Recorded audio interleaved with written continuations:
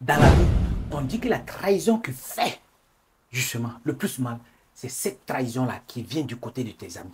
Parce que quand tu as tes amis autour de toi, là, tu prêtes moins attention. Quand eux, ils te trahissent, ça fait vraiment mal.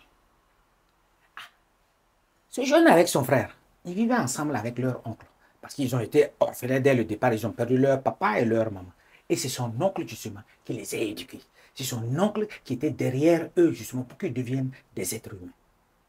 Mais il y a un qui sera trahi plus tard. Et une grande trahison par son oncle. Son oncle même est allé jusqu'à envoyer.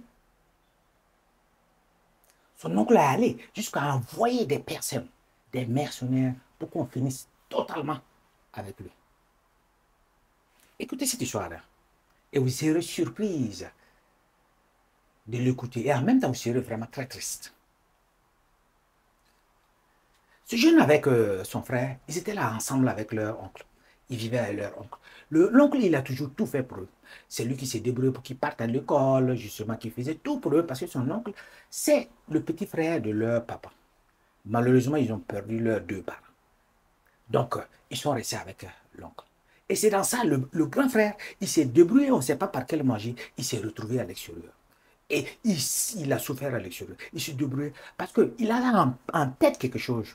Quand il était petit, ils n'ont jamais eu de maison. Donc, depuis l'extérieur, il a pensé, je suis en train de souffrir comme ça, je suis en train d'avoir autant d'argent. J'ai une personne au pays en qui j'ai vraiment confiance. Et c'est mon oncle. Donc, il a commencé à envoyer l'argent à son oncle pour que l'oncle construise une maison pour lui-même et plus tard donner les documents de cette propriété-là à son petit frère.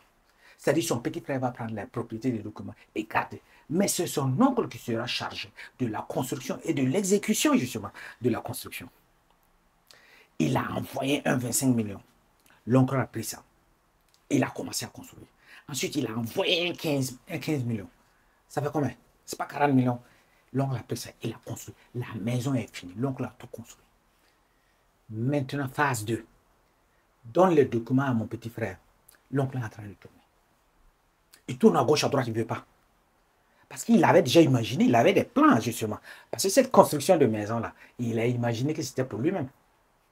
Mais il était au-dessus sûr, comme son neveu se trouve à l'extérieur, le temps justement qu'il arrive au pays, beaucoup de choses vont se passer. C'est parce que tu es à l'extérieur justement que je sais que je peux me permettre de faire ça.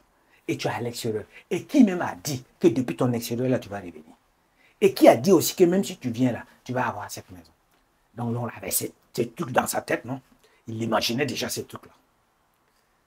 Et le jour, justement, que l'oncle est venu à savoir que son neveu avait coupé le ticket d'avion, sa vie n'était plus tranquille.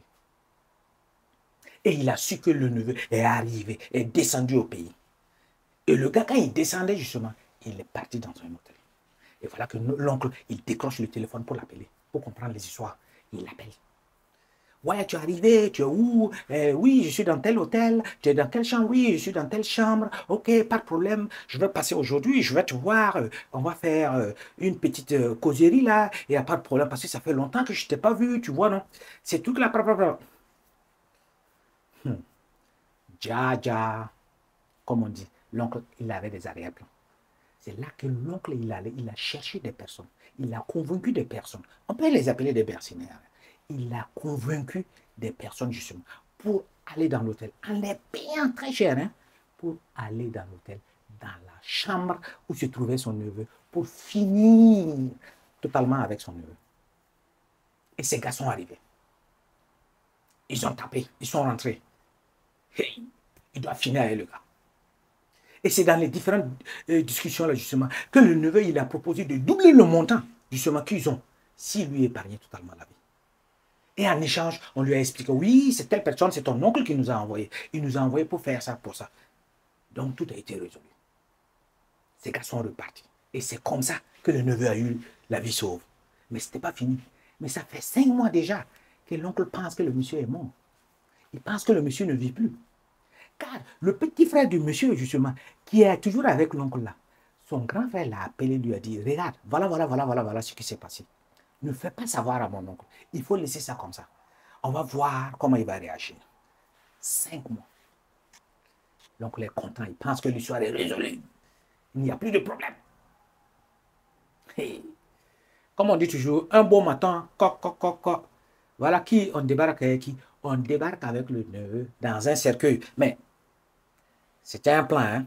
C'était justement le plan pour amener l'oncle justement à, à confesser les trucs. Donc le cercueil arrive. L'oncle, dès qu'il voit le cercueil, il est étonné, il se pose des questions. Mais comment ça se fait que vous amenez un cercueil ici, dans cette maison? On dit non, voilà justement. Le propriétaire de cette maison, le propriétaire qui a eu à construire la maison là, il a donné des instructions. Il dit que le jour qui ne serait plus, le jour qui serait mort là, il souhaite qu'on l'enterre dans cette maison.